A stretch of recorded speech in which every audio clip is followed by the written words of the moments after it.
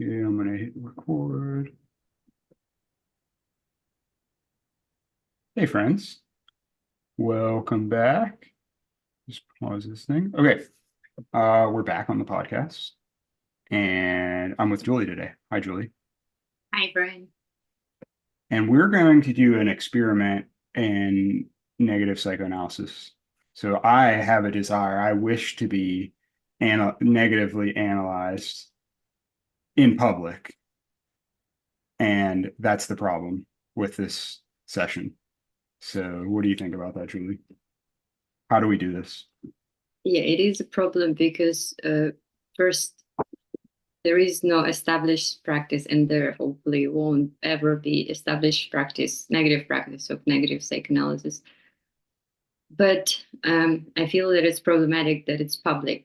Uh, First of all, it should not serve as an example of how it should be done because there Mhm. is a space of exploration.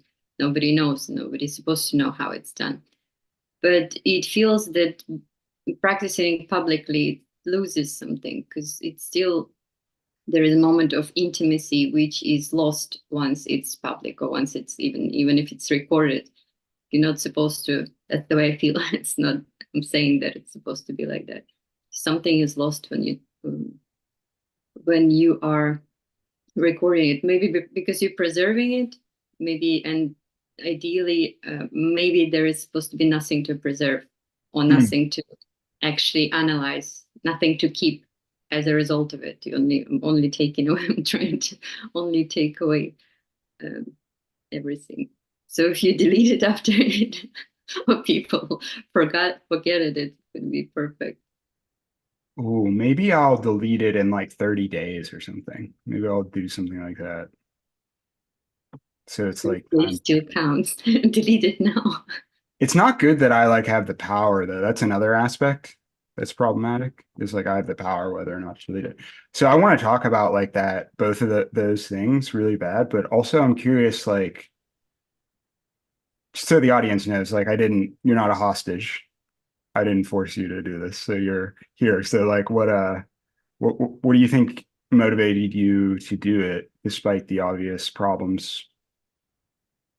Because I thought it might be still a negative practice, a negative psychoanalytic practice, but in a form of exploration, which, to be honest, substantial part of what I do is this exploration of psychoanalysis as such, of psychotherapy as such, of past experiences with psychotherapy, which is also self-reflection in a way to what extent we are psychologized in this culture and reflection on culture.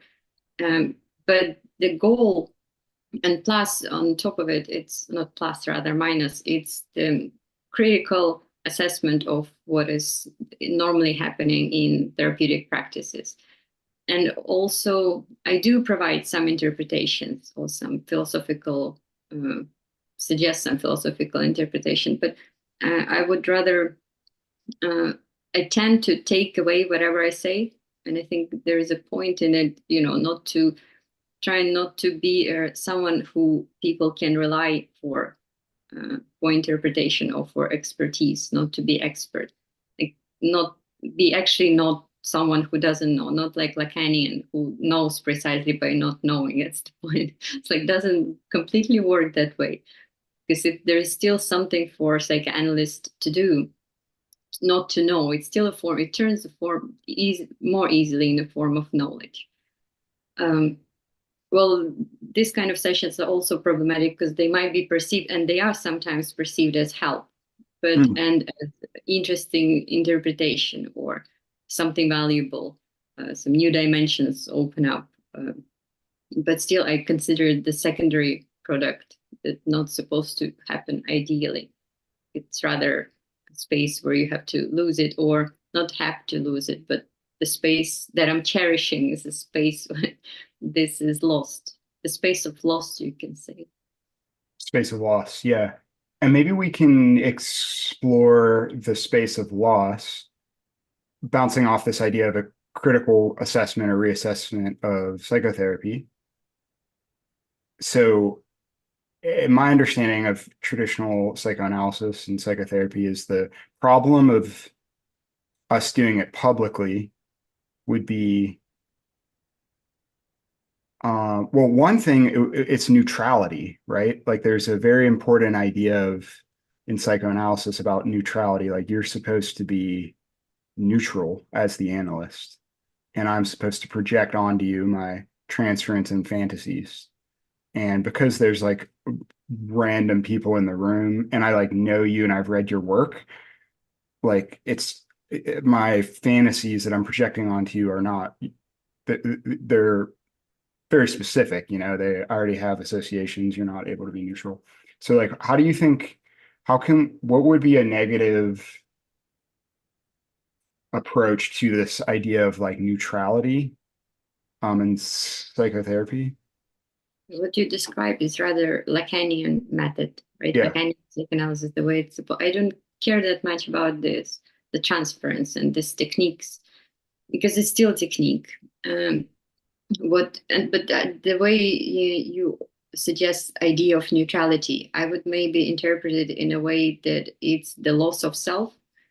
And even though I am neutral myself, quite neutral, and I think any person in a way has this neutrality as the core, it might be seen as a space of loss. Like when we open it up, it's shameful. So public making it public might serve the function of, it's shameful to expose Uh-huh. it, not knowing, or some personal details, or just wondering about yourself. Like this aspect might be you don't care that much about you as constituted individual, and you expose yourself in your questioning, or something that bothers you, for example. This Yeah. element, I'm neutral as the, even though I publish books and I have certain public individuality, but still is this individuality is problematic in terms that it's um, persona that doesn't know, that Mm. questions, that is not smart, doesn't know how to do things. So like I'm existing, but through it is quite neutral in this way. Okay, that's interesting. But it's neutral, not it's not as technique though. Like that would be your critique of like Lacanian neutrality, is that that's supposed to help me turn you into my mom or lover. And for you, it's less about technique and more about critique, technique and I'm critique. not ready to call it technique, because calling it technique would mean losing the not knowing what to do to some extent. But if we call it a technique, for example, me laughing at everything because it's part of what I do unintentionally. This is just psychological thing. But it might be called a technique, just devaluing stuff randomly. Yeah. It's interesting because you're doing the laughing thing, and I just noticed that like I laughed to like mirror you, but I don't think it's funny. Yes. Yeah, I don't think it's funny too. That's the point. But it's funny because it doesn't funny because people reciprocate. It's even funny, which the kind of absurdity. But on the other hand, who considers what is funny? It's your body that reacts to. So Yeah. I'm even if it's an appropriate reaction, physiological reaction in both me and you, it might be actually appropriate in its inappropriateness. Yeah, it's interesting. Well, I think, yeah, appropriate in its inappropriateness. I wonder if that's kind of like what this session is too, is if it could be appropriate in its inappropriateness. Because like I think you're right about, well, I don't know if you're right, but something you said seemed to track with me, is like this feels like this project that this session is a part of feels like Death Drive to me. Like I'm trying to get canceled, or I'm trying to be ashamed. I'm trying to destroy myself, and my reputation and my career maybe, and my relationships. And that's kind of curious. Like, what would be the motivation behind that? I want to do it though. Well done. Yeah, talking about desk drive as a main thing in the session is important because that would be not because, but it's interestingly, I think, opposite to conventional, not only Freudian psychoanalysis, practical psychoanalysis, and not only Lacanian, but in general.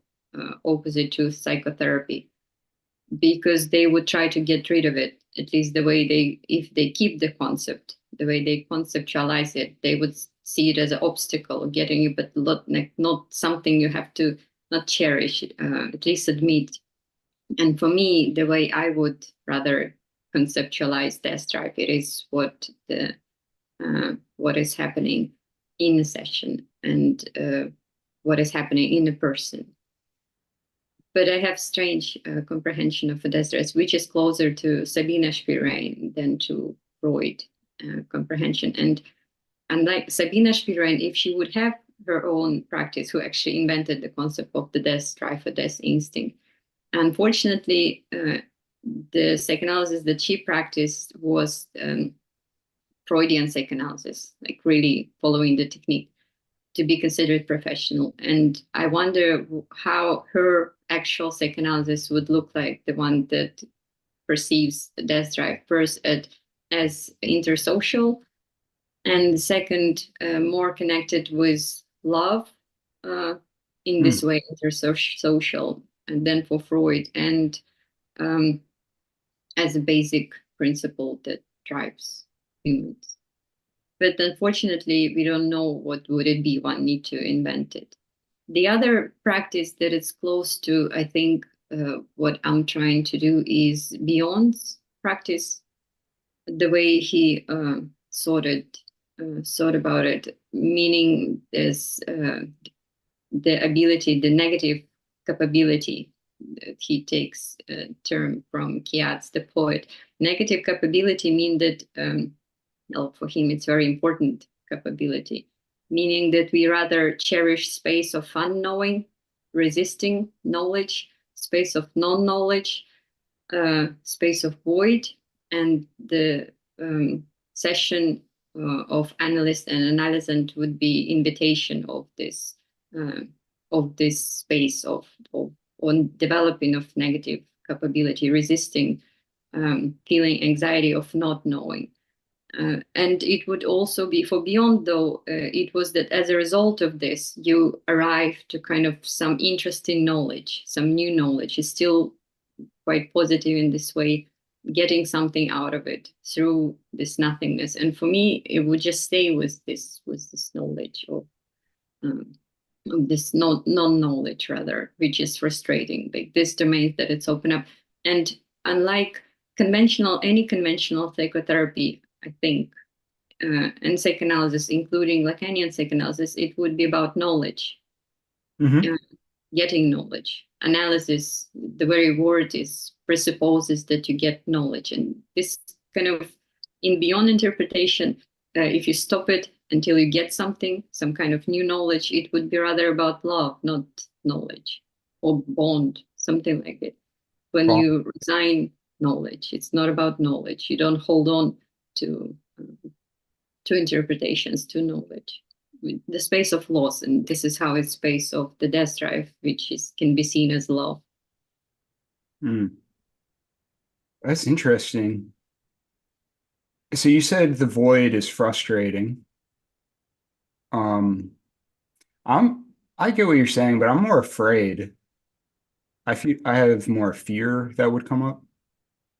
Um, and I'm thinking about this one thing I wanted to talk to you about, this situation I'm dealing with right now. Um, I'm on something I call the honesty campaign. And what happened was I first told my real, like, not that you're, yeah, I would say my real therapist, my actual analyst, that I'm in love with her. And it was very hard for me to do because I was like scared of it.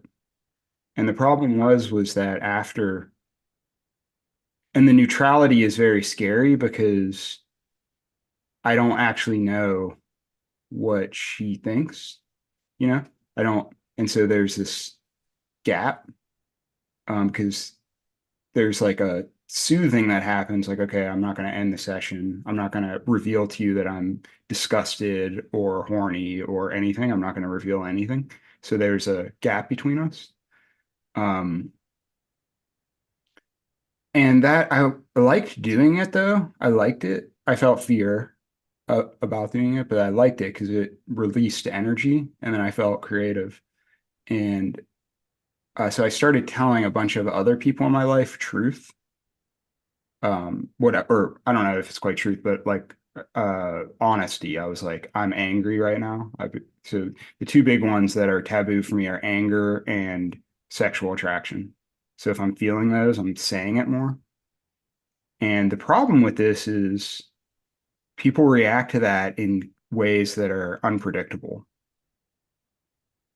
Sometimes they act positively, sometimes negatively, sometimes they're like, I need to think about this.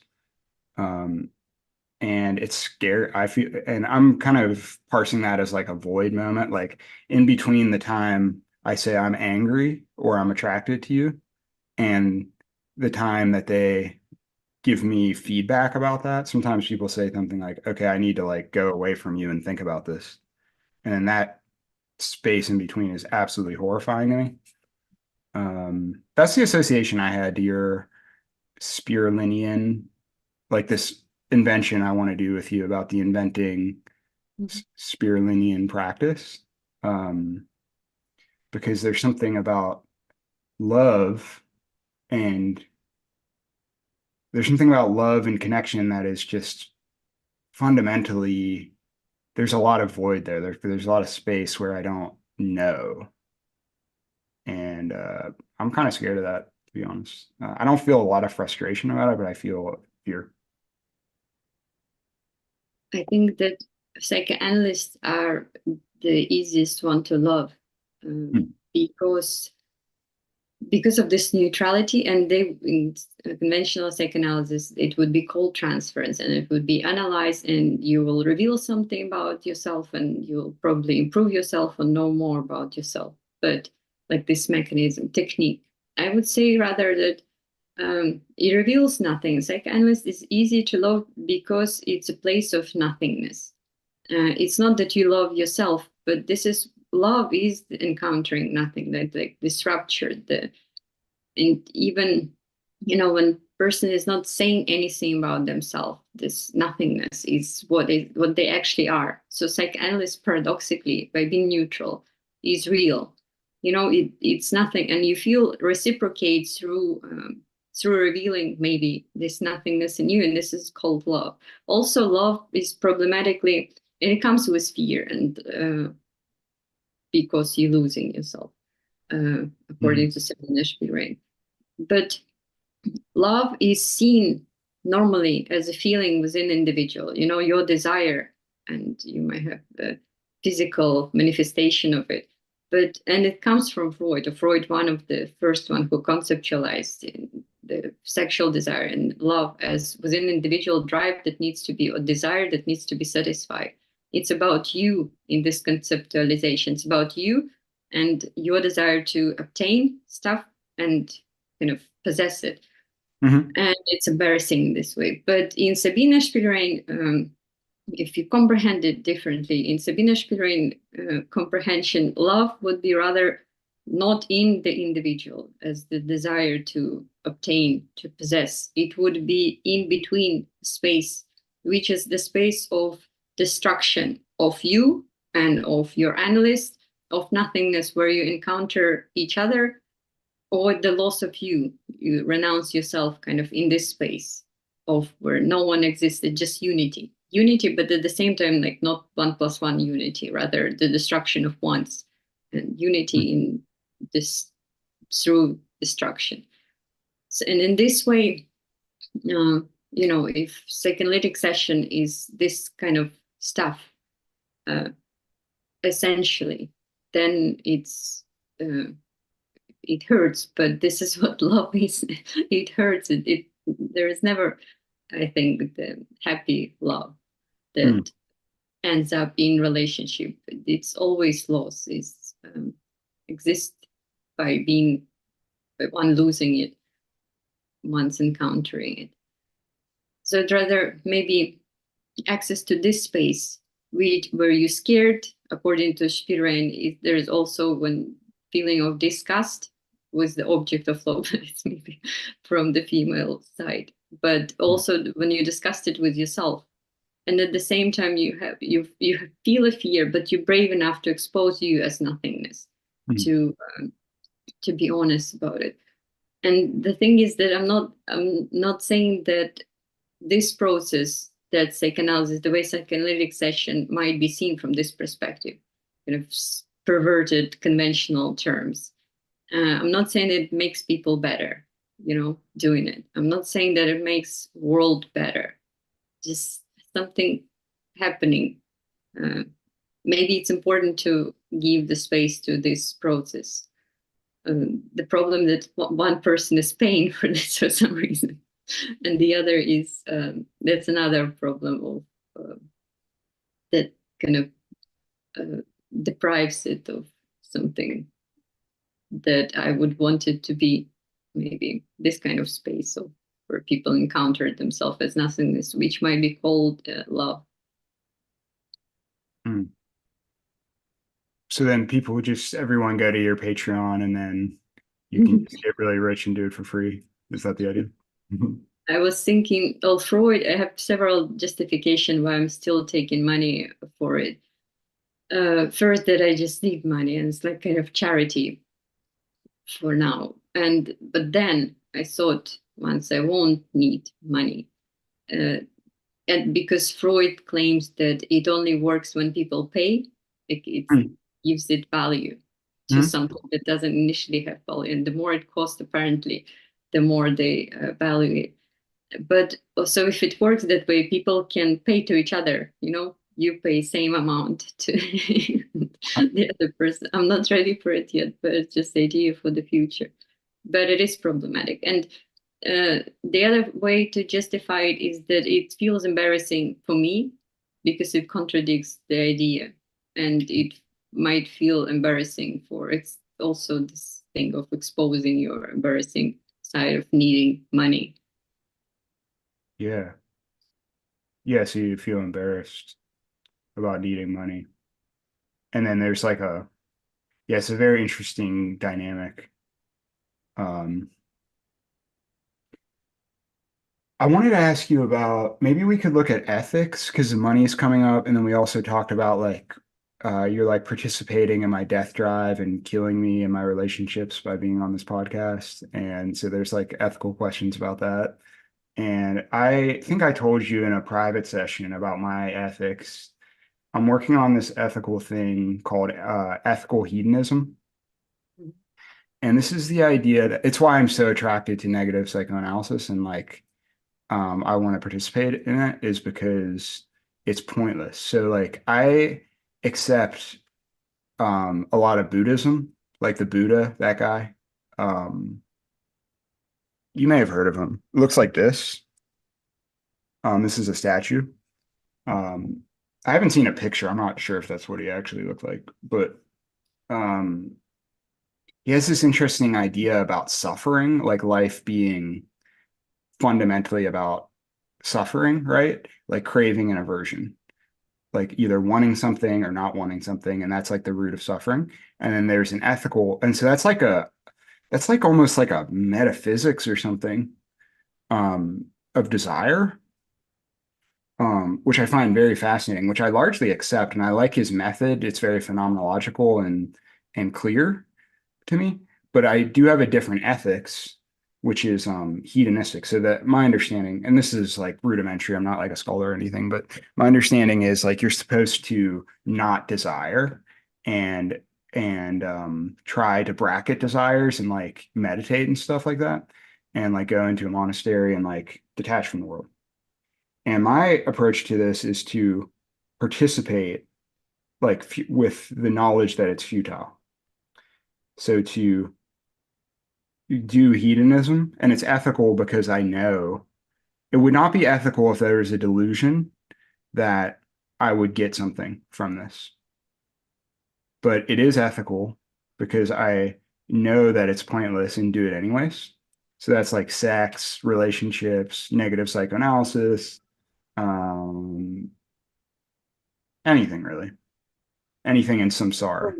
Why is it called hedonism, that if you're not getting enjoyment out of it? What, say again? I missed it. Why is it hedonism then if you're not getting enjoyment? Well, because I think it is enjoyment. I think it feels good, but enjoyment is suffering. I think that's like on a sensory level, like I'm having fun right now. I like talking to you for some reason. I don't know why. There's something I like, and so it's pleasurable. And then I'll be sad when we're done. I'll be like, oh, Julie probably won't talk to me for like another month. And then I'll be sad or never again. And that's like that. So the Buddha, I think, is saying just ignore that structure. Just forget about Julie and go meditate, be a bodhisattva. And I don't mean to straw man Buddhism either, or straw person. Sorry, straw person. Political correctness is important. Um, yeah, but I just want to have the conversation. And so that's hedonism to me. And then I actually pretend to like the sadness. Like I'll pine after you and become obsessive, and I'll just feel what that's like. Um, yeah, and try not to like stalk you or send you a bunch of messages. So that's what I do. That's why I think it's hedonistic. So it's like negative hedonism, which I would question the term, Yeah, yeah. but negative psychoanalysis is not less problematic, to be honest. With Buddhism, it actually has influence on psychoanalysis through Schopenhauer, right? This Huh? idea, it's basically, some extent, Freud can be seen as the westernized through Schopenhauer Buddhism in its strange form, when there is this will, Hmm. which causes suffering, inevitable. There is no salvation from the suffering, but I'm not sure how pleasure plays here. But the basic response, normally, I think, for encountering this, well, hedonism as such in culture, is encountering this principle, like there is nothing left, there is no salvation. At least one can get some pleasure, uh, even though it presupposes the dialectics of pleasure and pain. Fine, it's like I like this part to the extent that it renounces it salvation, the idea of salvation, like at least something, and the understanding of the dialectics that suffering is also always there, even if it's pleasurable sometimes. But so the way I would, and traditionally psychoanalysis, conventionally, it would see the dialectics of pleasure and pain. And Todd McGowan would write, for example, that the death drive is the mechanism that makes pleasure possible. Pleasure always Hmm. includes pain or death drive. And this is how one he claims we can create affordable pleasure through accepting the mechanism of a death drive. Uh, I would say that I would try to resist this logic and only see it as suffering. And pleasure, I would see within the context of suffering as some rest from it. Well, I wouldn't consider it at all, because it's not. I'm resisting. It's my philosophical ascetic position of not trying to see it in people. It's what I'm practicing. It's like the Yeah. honesty policy, but non-pleasure honesty. Even if there is pleasure, I would rather comprehend it as a form of pain. Just this is how I can tolerate people better. Hmm. You know, it's like, but and from this perspective, um, analyzing you from this perspective, or anyone else who would uh, talk about hedonism, not this kind of hedonism, like normal, more normal version, Hmm. I would still see it as suffering underneath it. Hmm. And through this, I would be more easily accept the person, maybe. Um, at the same time, I wouldn't impose this perspective on others. I would try not to, but just exercising it. And partially negative session is this kind of exercise through comprehending the negative side and seeing it as a basic side. Even of the best things, the best, most positive things like happiness, still seen, being in a space where negative is seen as uh, the more fundamental one. Hmm.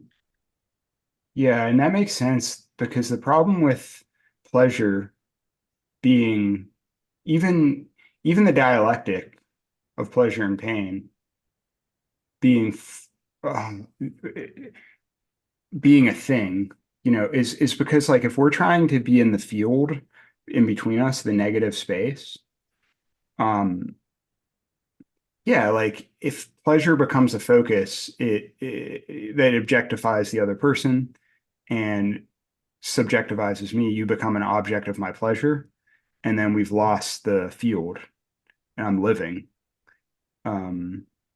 as a person seeking pleasure. It's pleasure seeking.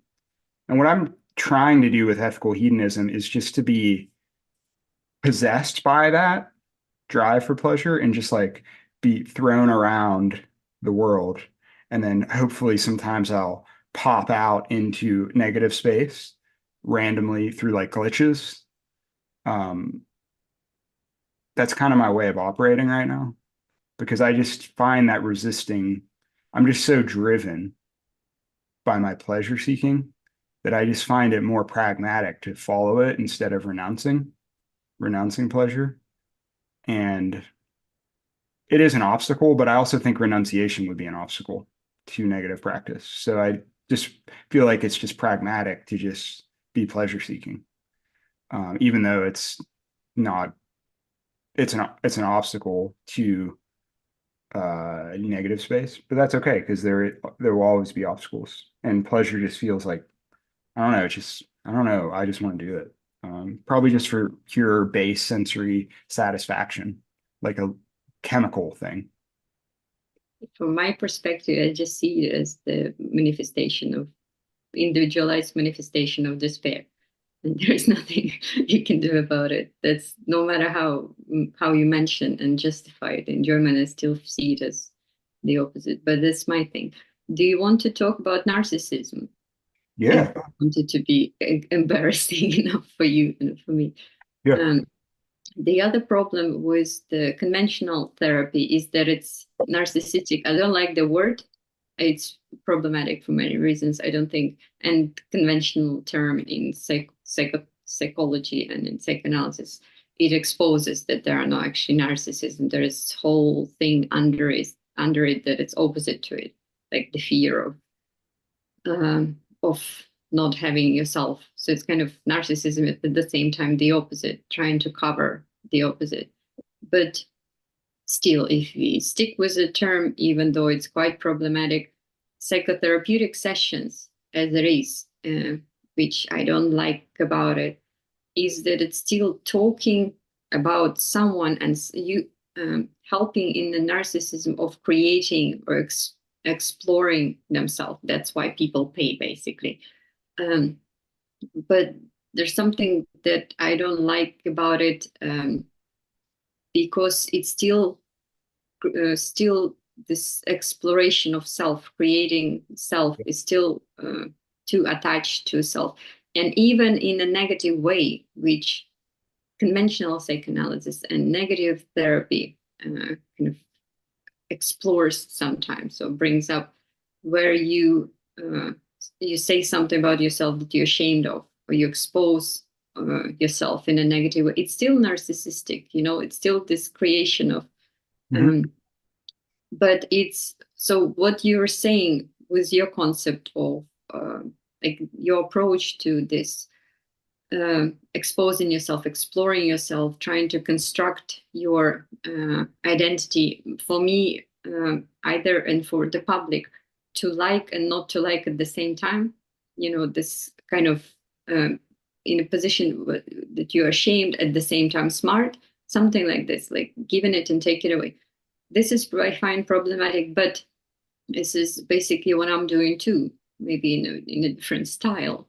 But um, at the same time, talking about myself and but saying that I'm not smart or something like that. Explaining what is negative therapy, but at the same time not knowing. Then recording it for the public, but at the same time saying that we should not record it for the public. In Russian pop psychology, I was writing about it somewhere. There is a term, queen of shit. You know, the when person talks about themselves, they're the main person, but in a negative way. But it's all about them. I was using it as the metaphor for human being as such in relation to animals, for example. But it very nicely describes what I am. And well, there is still, maybe nice term because there is still queen in there, even though it subverts. But that's the problematic side, and I would love to get rid of it. But from both mm, people I'm working with and myself, but I'm not sure what will remain from the.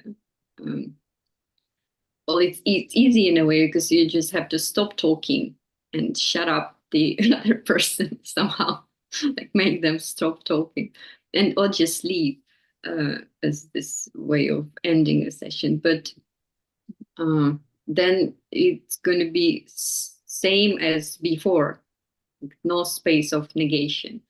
Just always problematic with negation. It needs something to negate, and it doesn't work independently of it. You need something to destroy in order to destroy. But uh, there is no but. That's just it. It doesn't work. Well, yeah, narcissism. I think it's insightful. I like this. It resonates. Like I think the opposite of narciss or the complex, a narcissistic complex is shame and glory for me. So there's shame and there's glory. And then the narcissist, when we're in our narcissism, it's like overly attached to glory, but repressed is the shame. Like I cannot be loved. And that's why there's an inability to empathize with others because it, what I'm ashamed of cannot, you could not empathize with, you could not in my mind. Like, so that's hidden and it turns off the empathy, which is unfortunate. Um, and then we have the queen of shit term, which is brilliant. I really like this. And then I wanted to ask, I was wondering into the theoretical, like what you think of like theology and mysticism, because there's maybe some resources there with like negative theology and what do they call it? Apophatic and cataphatic. I don't know which one is which, but one is positive and one is negative. And so like some mystics like Meister Eckhart will say like their way you can't know God, so God cannot be known because as a time-bound contingent historical being, like how could you know the absolute? That would be ridiculous. And so he like does negative theology practice, which is don't be a human, strip away the human, and then you can be more like God kind of progressively. So it's kind of a negative practice, and then I think it's apophatic. But Do you know this? Do you know what I'm talking about? I mean, Yeah, but you would like try to feel love. You try to feel nice things in that one, and I assume you would hate that. um, sorry for assuming, but yeah. What do you think that's a resource? Is that like a language and like a regime you're interested in at all? theology is interesting and an interesting relation in psychoanalysis, Freud, starting with Freud rejecting Yeah. anything religious as primitive, but actually one could say psychoanalysis is functioning as religion, given the scientific or kind of conceptual theoretical substitute in some way of coordinates for contemporary humans. And in this negative psychoanalysis that I try to dedicate myself to, it would be maybe similar to with me renouncing religion as offering salvation and renouncing psychoanalysis as offering substitute of salvation. I Yeah. would partially accept psychoanalysis in its negative form that doesn't offer salvation genuinely, and maybe theology, religion that subverts itself without offering religion, without offering salvation, but at the same time, the core of everything is the opposite of what it appears. And this apophatic theology, to some extent, it reveals the negative theology, um, like Meister Eckhart.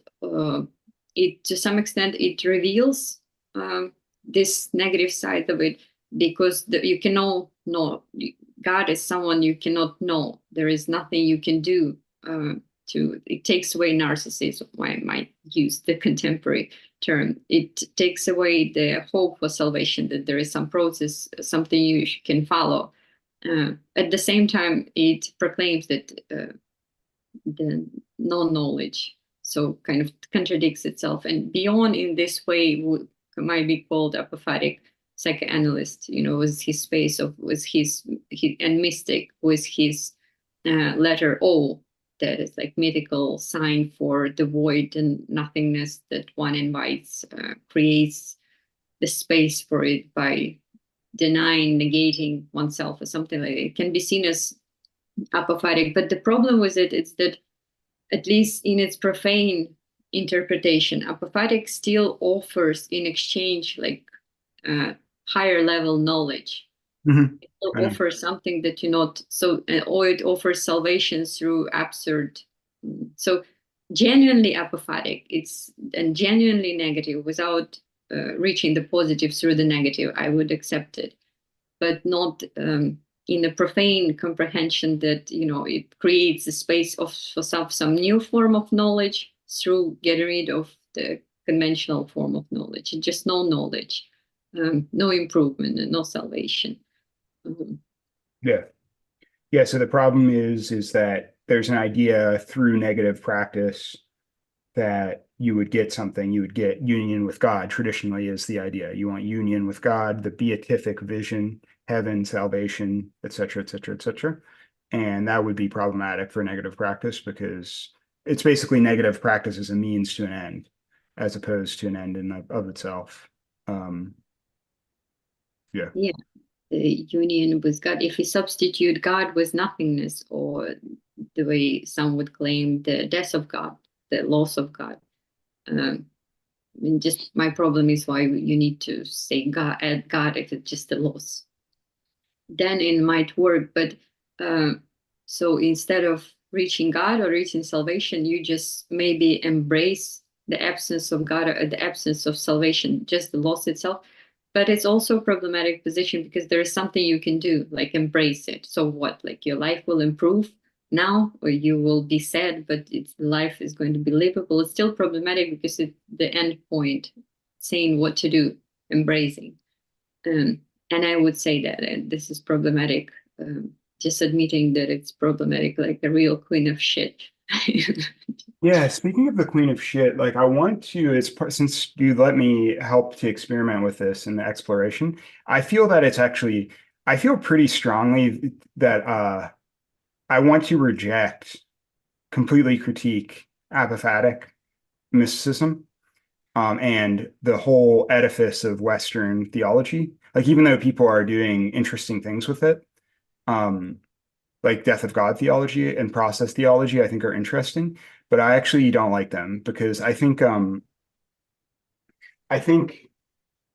we need, especially for a Spirulinian approach to therapy or analysis, psychoanalysis, there has to be the return of the succession myth.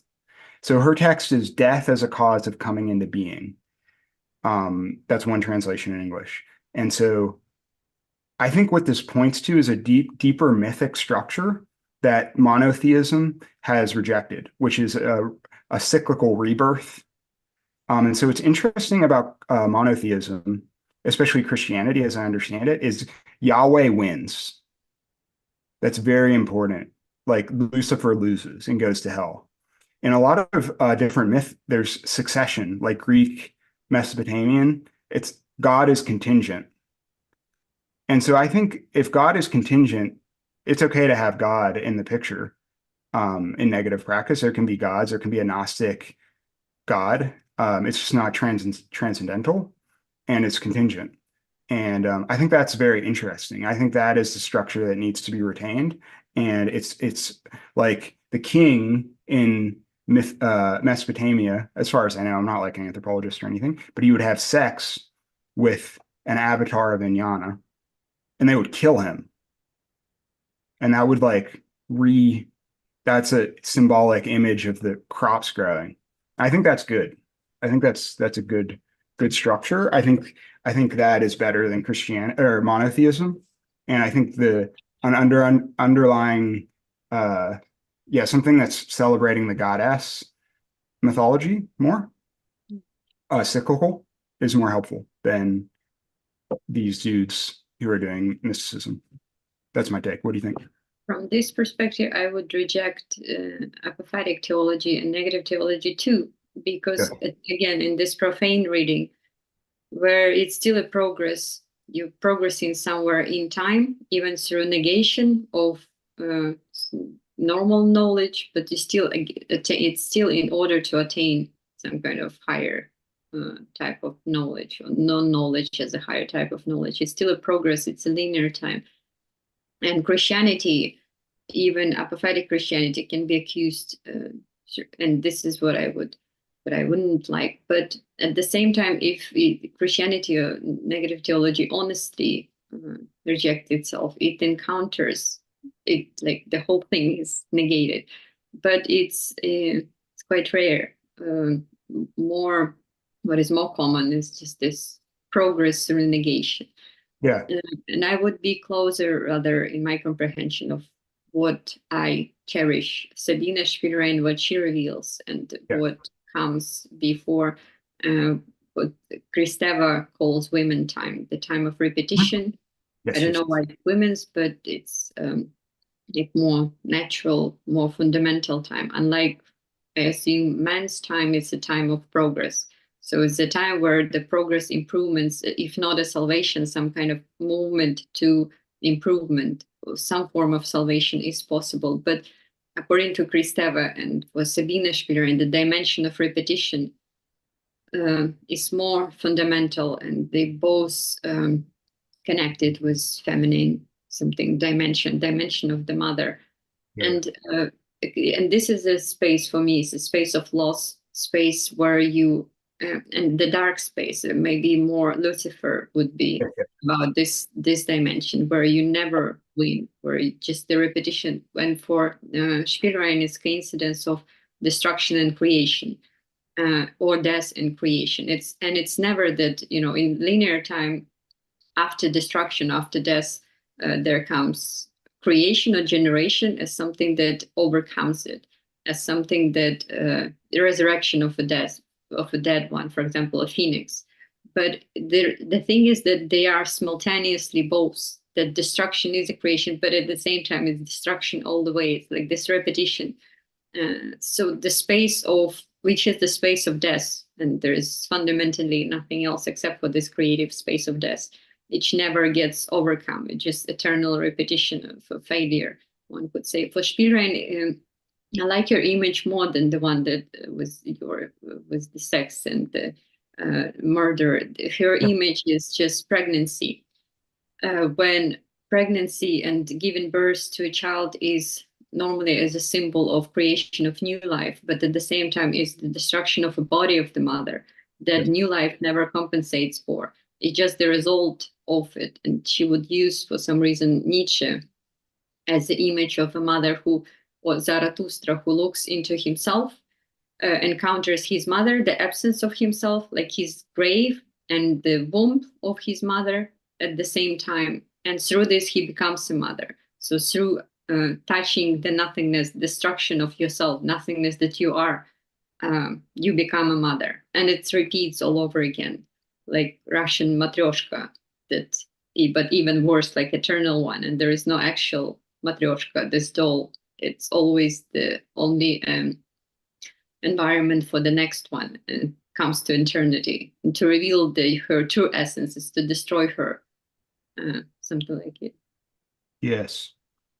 Yeah, I think that's really interesting. I want to explore that further. I think the time of the mother, that's exactly what I'm trying to say, is I think that it's a trap. Like, I do wonder about, maybe we could talk a little bit about gender, because I think that so I think a lot about cycles. And yeah, the meme, the idea is that like women are more in touch with cycles because there's like a biological reminder for, during menstruation, and there's some kind of lunar connection to cycles. I do believe, someone told, another person I had on the channel was telling me this, is, and I think this is why the monotheists, they don't want you to have sex. They say no sex. Because she was telling me that for men, there is a cycle with testosterone, but it's more solar in the sense that it rises to a peak and then you release like the sun, it rises to a peak. That's like the erection. And then there's an ejaculation and then testosterone down cycle. And this is solar, like a day clock. And I thought that was interesting symbolism. However, there is like one exception, which is that if I see graphic sexual or violent imagery, I'll ratchet up to the top of the cycle really quickly. Um, yeah, so that was her interpretation of cycles in men. So I think that's interesting. Like I do think there is a ability to think cyclically and repetition with repetition beyond the genders, but we need to have sex more or see more violent imagery or something. Um, yeah, that's my idea.